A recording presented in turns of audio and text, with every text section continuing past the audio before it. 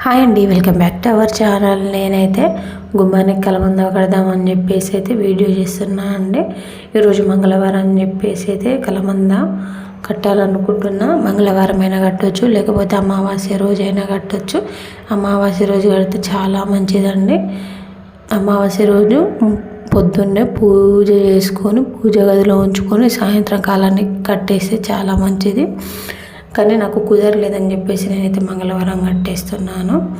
ఇలా తీసుకున్న దాన్ని ఎలాంటి మట్టి లేకుండా శుద్ధి చేసుకోవాలి. శుద్ధి చేసుకున్న తర్వాత మనమైతే గంధము, పసుపు, కుంకుమ బొట్లు పెట్టేసుకోవాలండి.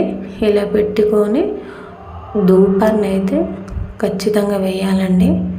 ధూపం వేసి పూజ గదిలో ధూపం వేసి ఆ తర్వాతనే కట్టాలి. చూడండి వీడియోలో చూపించినట్టు ఇలా ధూపం వేసి పూజ గదిలో కొద్దిసేపు ఉంచిన తర్వాత గుమ్మానికి తగిలేలాగా, మనం నడుస్తుంటే తగిలేలాగా అయితే కట్టాలండి. అలా కట్టినప్పుడే దేని పవర్ అనేది ఉంటుంది అని అంటారు. సో చూడండి, నేనైతే మనకు తగిలేలాగానైతే కట్టా. ఇలాంటి వీడియోస్ కోసం మన ఛానల్ని ఫాలో అవ్వండి. బాయ్.